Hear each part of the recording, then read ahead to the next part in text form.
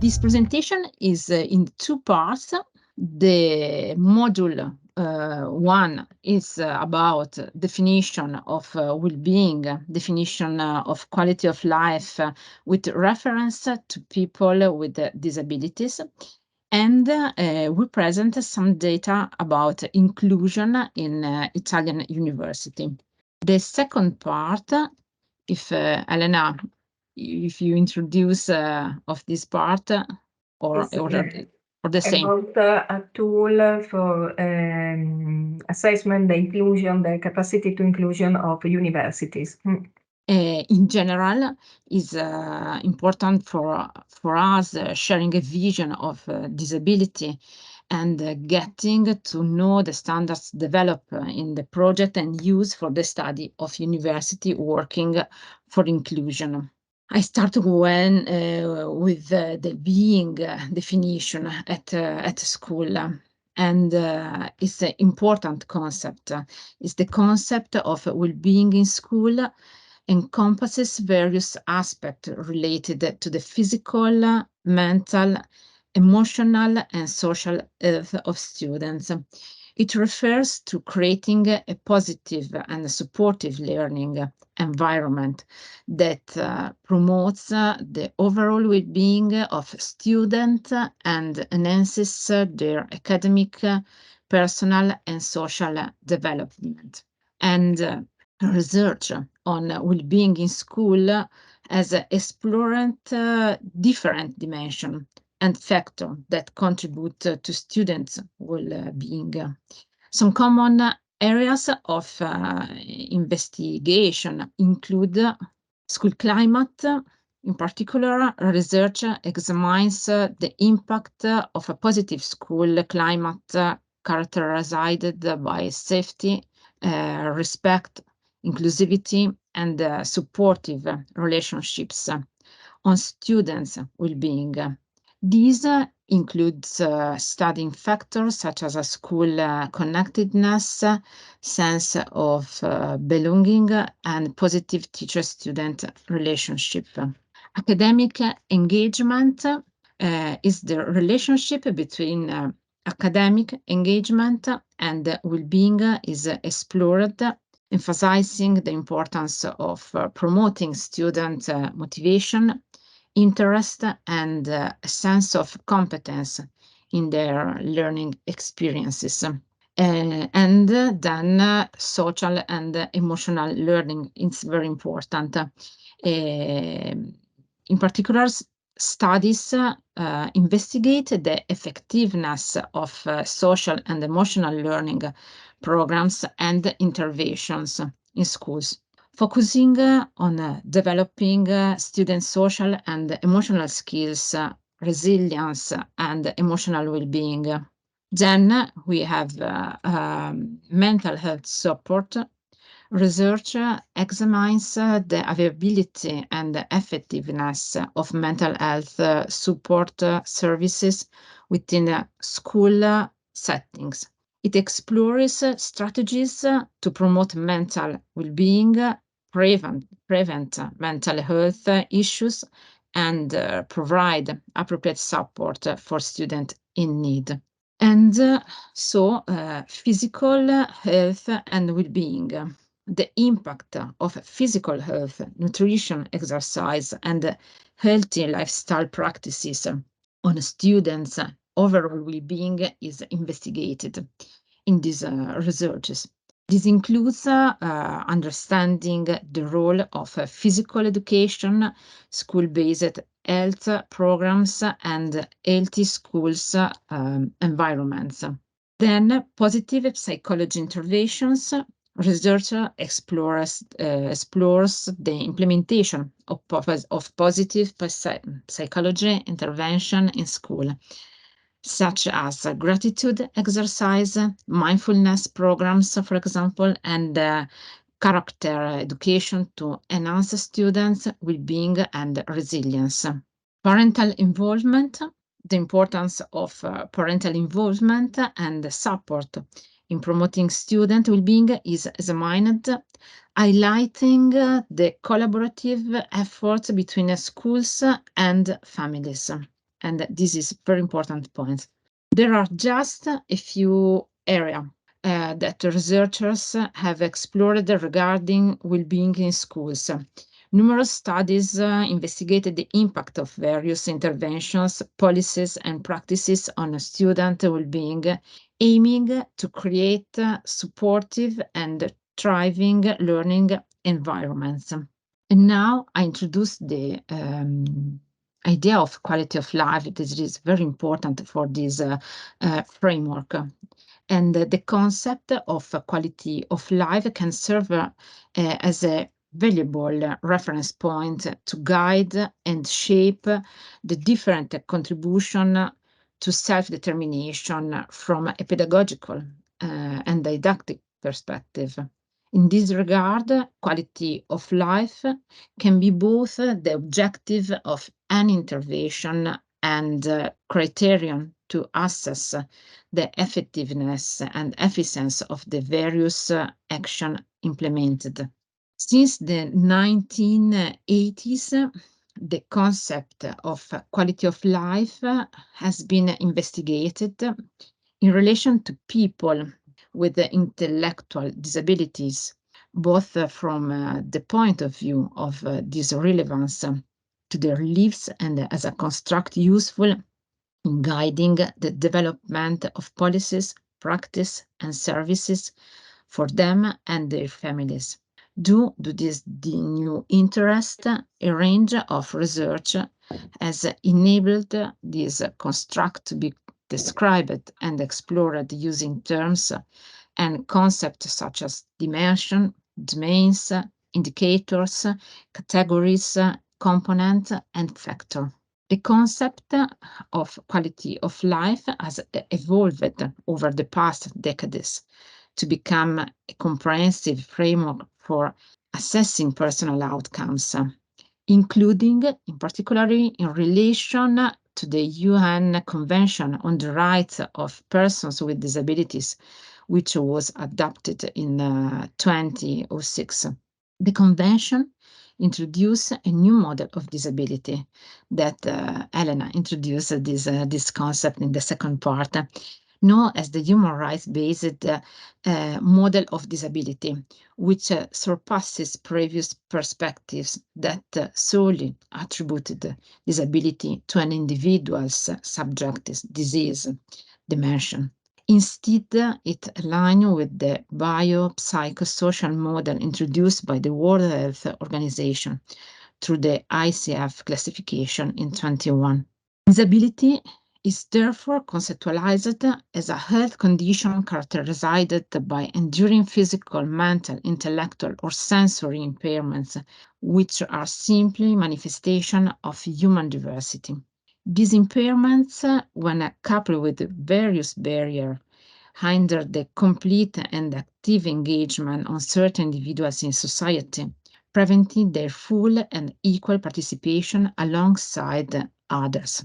These issues are closely linked then to the human capability approach by Amartya Sen and developed by Martin Nussbaum.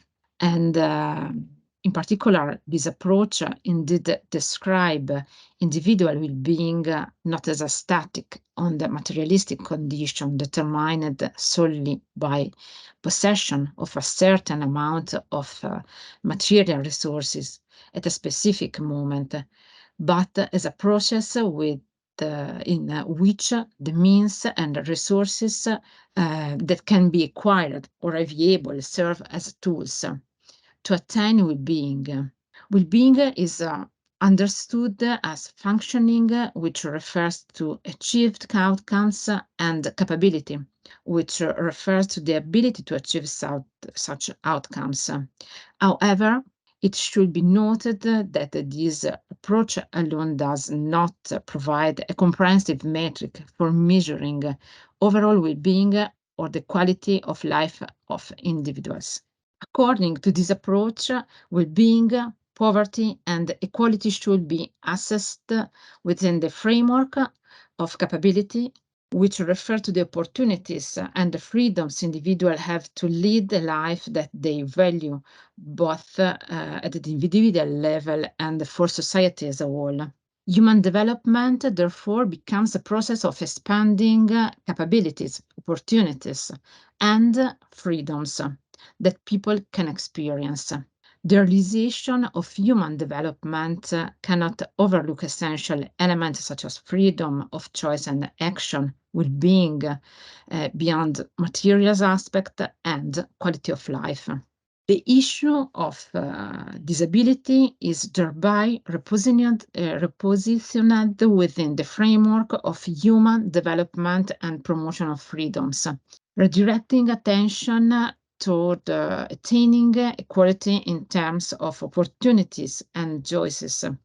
The capabilities thus arise from an educational process and encompass the amalgamation of personal abilities with all psychosocial, economic, or community and environmental opportunities required for individuals to live, learn, work, socialize, and collaboratively shape the future along other human beings. The approach developed by Sherlock and Verdugo-Alonso is highly relevant to our proposal, as it emphasizes the dimension of self-determination among the various aspects of quality of life. And the author proposed a model centered around 8 main dimensions, defined as domains emotional well-being, interpersonal relationships, material well-being, personal development, physical well-being, self-determination, social inclusion, and rights. This is the representation of this model, and it's a multi-model, a multi-component model. These domains refer to both subject conditions, such as emotional well-being, for example, for instance, and the objective condition as individual rights and level of the social inclusion. The novelty lies in modulating this domain across 3 different systems or life contexts. The macro system, which relate to personal growth and opportunities for development. The meso system, which involves programs and techniques for environmental improvement, and the macro system, which pertains to social policies. It's evident that each quality of life indicator can develop differently or in an antithetical manner within these 3 systems. And in this perspective, building individual projects means taking into account all the individual and environmental variables that contribute to a person's quality of life while respecting their human rights and identifying and addressing obstacles, barriers, for instance, discrimination. And it involves planning objective and necessary support in collaboration with the person and their family, and monitoring personal outcomes. In particular, the concept of self-determination is very important, but it is a complex and articulated process of choice or decision-making based on a range of desirable options. It can be achieved through the mutual relationship established between the action of individuals and with disability and the environmental dynamics with which they interact. This essential dimension takes shape in self-determined behavior, which is characterized by the following constituent elements: ability to make choices, problem-solving skills, decision-making ability, ability to define and pursue goals, and self-management skills, self-supporting capabilities, and perception of control and self-awareness. Self-determination inclusion, certainly among these, is also the possibility of assessing higher level of education, such as a university. However, the university system must prepare itself to be inclusive, where inclusiveness also implies the ability to self-determine as an essential condition for well-being. Universities are increasingly become aware of the importance of the various services needed by students with disabilities and specific learning disorder, SLD, as a fundamental tools to promote a culture of inclusion and ensure the effective right to education. And it's a real path of gradual but constant improvement that concerns services and teaching support tools, accessibility and adaptation of university facilities, transportation service, tutoring, counseling, and guidance for students with disabilities and students with specific learning disorder, even at the highest level of education system. And the report is the result of a survey that involved 90 states, non-state, and online university out of a total of 98 in the total. It refers to the 2019-20 academic year.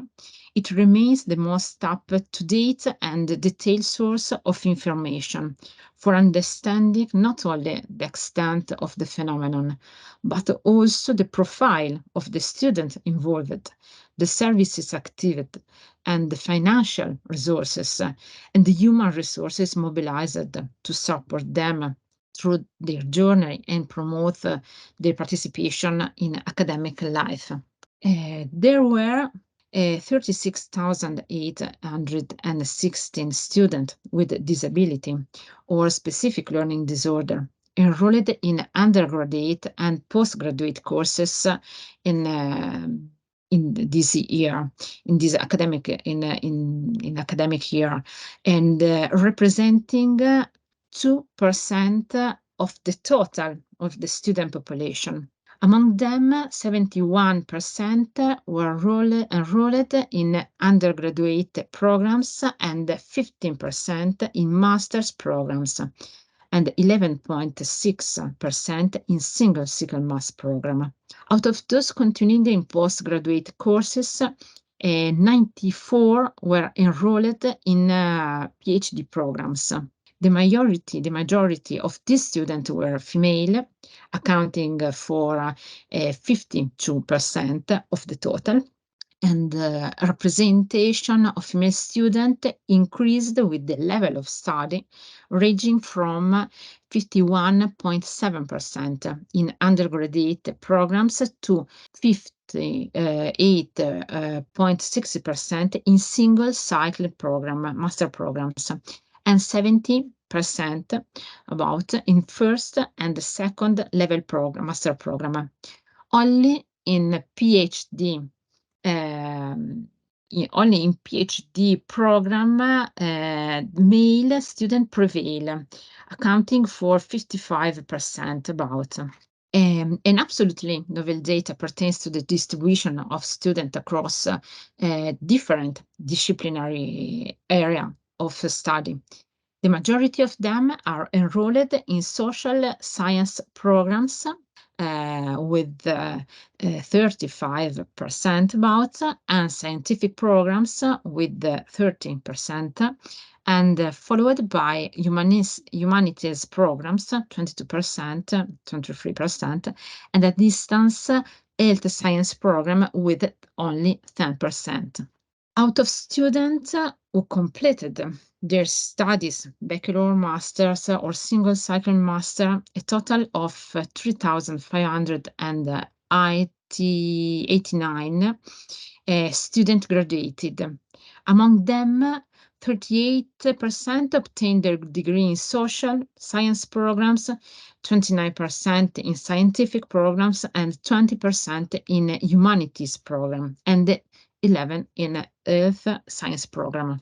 And among the various services identified Specific entrance orientation by appointment is provided by 93% of the university. However, the percentage of universities that engage in specific orientation activities and high school is still low, 45% about, while after graduation, 73 of the university implement specific orientation action for their students. And regarding support service for teaching, the provision of educational materials in accessible formats is the highest ranking service, guaranteed by 89% of the university. 76 also provide accessible handouts and slides. Specialized tutoring service follow at 71%, and translation services into Italian sign languages, are provided by the first 55% of the university. Particular attention is given to the provision of other accessible education materials by university. In this case, smaller universities are more active compared to mega university. The same trend can be observed, for example, in specialized tutoring. Smaller university, 34%, mega university, only 9% in this case.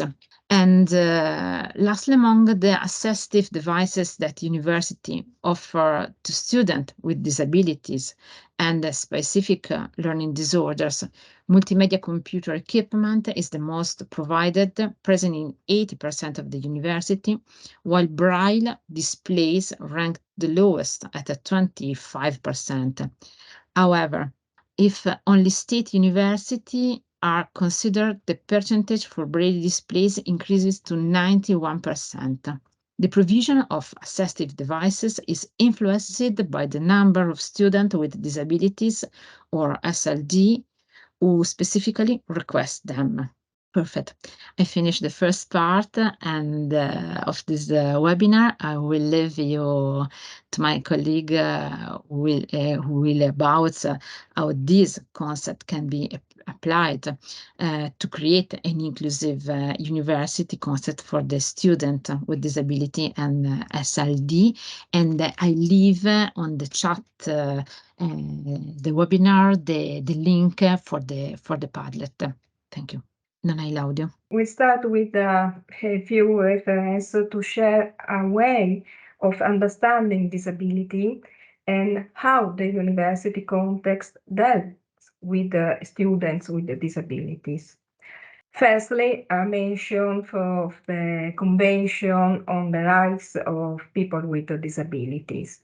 Disability results from the interaction between persons with impairments and attitudinal and environmental barriers that hinders their full and effective participation in society on an equal basis with others. What meaning do we give to this definition? Let's take a step back. We have different models of disability. We have different models to represent disability. The experience of people with disabilities in society has been explained using different approaches. The medical approach. The medical approach considers person with disabilities an object of treatments, a patient to be cured. It considers disability as a medical problem that needs to be solved, a illness that needs to be treated. The charity approach. Charity approach of disabilities considers person as a passive objects of kinds acts, objects of pity, depend on the goodwill of others. It considers disability as an individual's problems and persons with disabilities are not considered capable of providing for themselves on account of their impairment. The social approach. The social model frames disability as the consequence of the interaction of the individual with an environment that does not accommodate the individual's difference. Inequality is not due to the impairment, but to the inability of society to eliminate barriers. In this case, disability is not an individual's problem, but the outcome of the organization of society. Then we have the interactive approach. The interactive approach it's the approach that we use now.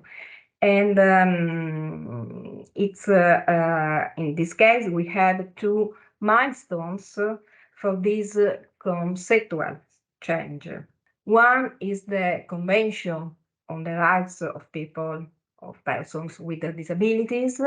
It's a paradigm shift from traditional charity-oriented medical-based approach to disability to one based on human rights. The International Classification of Functioning, Disability and Health is an interdisciplinary model that looks at the interconnection between biology, psychology, and socio-environmental factors. The human rights model is based on the basic human rights principles. It recognizes that disability is a natural part of human diversity that must be respected and supported in all its forms. People with a disability don't claim special rights or even disability rights. They claim the same fundamental human rights as everyone else. In this case, state parties recognize the right of people with disabilities to education, with a view to realizing this right without discrimination and one on the basis of equal opportunity. State parties shall ensure an inclusive education system at all levels. Effective individualized support measures are provided in environments that maximize academic and social development, consistent with the goal of full inclusion. But how can the university support student participation? This is a question we must ask to guarantee the right to study for students with disabilities. It's the question we asked in a project, an Erasmus project. It's named Uni for All, that aimed to identify which dimensions involve the inclusive capacity of universities. We can see here two fundamental concepts, accessibility and participation. Accessibility is all about making something easily available for as many people as possible. It benefits everyone. It's about ability, not disability. The fields of accessibility are, for example, physical accessibility, accessibility for the activity, digital accessibility, participation. Disability is an evolving concept that results from the interaction between persons with impairments and attitudinal and environmental barriers. And in terms of education, inclusion is a process that ensures full participation and access to quality learning opportunities for all. The term inclusion represents a commitment to making education settings place in which everyone is valued and belongs. Now, I will show you a few dimensions that we have investigated and which must be considered in order to ensure the well-being and the right to study of young people with disabilities. Inclusive capacity is the result of several dimensions that have to work together. The culture, we need the dissemination of an inclusive culture. The policies, we need the determination to implement inclusive policies. Practices, we need the determination to implement good practices. And now we can look at some examples of indicators that refer to these dimensions and that must be considered in policies and practices that aim to foster accessibility and participation of students with disabilities. It's a matter of looking at the university life in all its aspects, not only study, but also, for example, relationship, spaces such as libraries, canteen, sport activities, and other. Here you can see some indicators we realized for accessibility. You can see that each of these elements must meet the needs of different disabilities in order to ensure participation, such, for example, as buildings. Buildings, they must be accessible for a wheelchair, for a blind person. Transportation, they must be accessible for all kinds of people. Digital accessibility is very important to implement rules to permit for all people to access for digital resources. Accessible admission tests, they must be organized having in mind the needs of students with disability. For example, Barbara mentioned the disability office. It's very important in a university having a disability office that meet the needs of students. The training for the training for staff person of the university, for example, a training for teachers, a training for administrative staff of the university. It's very important. Other examples in learning and education. In this case, you can see there's the indicators concerning teaching and university life.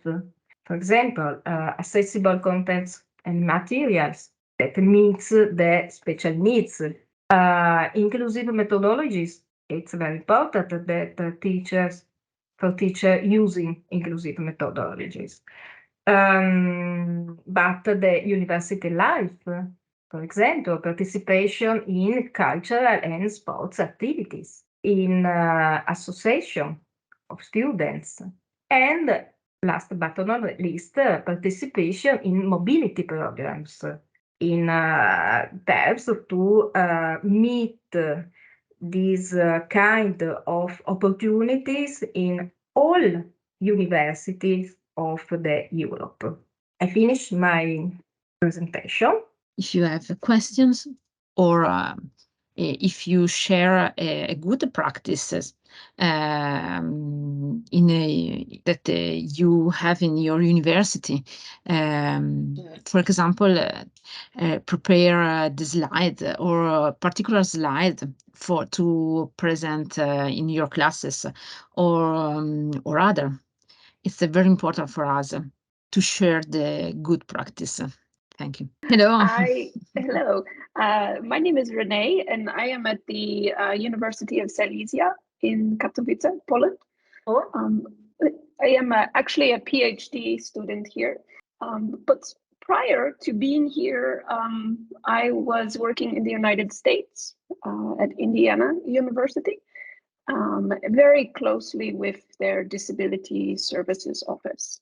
And one of the things, I can share a link to that office on the Padlet if helpful, but one of the things that in the last year or two would happen is we would get sometimes a pushback from lecturers, from professors, about accommodating student needs or students with disabilities. And so I was just wondering if you or if anyone else on the webinar had experience with this, or suggestions for how to best handle, any negative pushback or feedback that comes from instructors or lecturers who may find, accommodating the students, not see it as a positive thing. It's a very, very important question because it's not easy to respond now. But in Italy, we have a lot of rules, documents about the management of students with disability at the university. I don't know how is the situation in Katowice. Do you have, for example, a service in the university? I am not an expert on the services here, but I do know that there are contacts in each department or faculty who assist with students who have disabilities. But for example, do you have a protocol how to assist students? Yes. Yes, it's very important, no? Having a protocol, rules, and some rights, some norms. Yes, I think that it's depends a lot on disabilities. For example, to prepare a right environment. I think, for example, about the person with disability, in particular autism. And I think that it's very important prepare the environment right and a protocol to assist. And the other question is, for example, for the student with SLD. I think the prepare of classes is very important. The slide maybe for the lection. It's very different and depends a lot. This is my opinion. Autism, it's a challenge for me at the university because we have students enrolled with autism, and they are difficult to understand now because they are strange people for my colleague, me and my colleagues, and sometimes it's very difficult to meet to the needs that they have, for example. Yes, there is another contribution from Kayako Takachi. Yes. Hello, can you hear me? Yeah. Oh, okay. Well, I'd like to ask about some practical question because we often discuss this topic with my colleagues. By the way, I'm teaching Japanese language in the university, and then especially in the language class, we often ask students to have a group work or pair work, very communicative activities. But it's some students are have a problem to participate those kind of activities. Also, like for some students, like very specific tasks are very difficult to accomplish.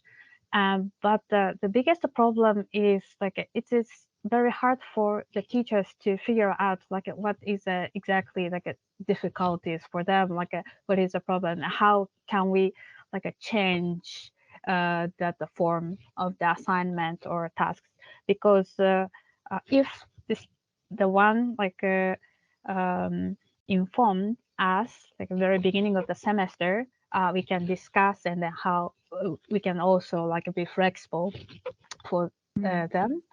But most of cases, like they really don't want to share their problem like at the beginning, and then just the very end of the semester they finally like told or like wrote the email like okay, I have this disabilities, and then because of that I could not do this and then do this.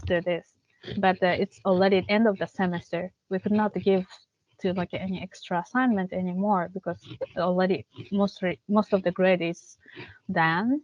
And so of course like it's very quite delicate to ask like someone's very personal conditions, and then probably a lot of students believe they can manage and handle their difficulties by themselves, but some of them like face that the problem like during the semester, but even in the very middle of the semester they could not like share that situation to teachers, and then only when they find that they're going to get a very bad grade or a bad mark from the course, they started like consulting that the problem.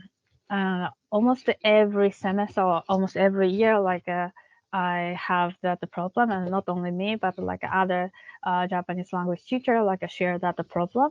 And then for us, it's quite difficult to handle that situation. Of course, like we want to be flexible, and we want to design for the course like to everybody. And if they claimed any specific assignments or task is difficult to do, like we can suggest alternative ideas. But before that, we need to know their situations. But how could we get to know those individual situations? Because lots of people don't want to share that problem. Thank you very much. It's very interesting. Thanks, and it's very important to customize the path in this way. Thank you for your contribution. But I think we need a lot of training for academic staff, and because it's very difficult to divide the disabilities problems between study problems. We have a lot of very good students with the disabilities. They need only support in this case. Sometimes we have students with cognitive problems. And in this way, it's very difficult for teachers understand the limit between the support to give, but the needs in cognitive problems. Thanks. Thanks.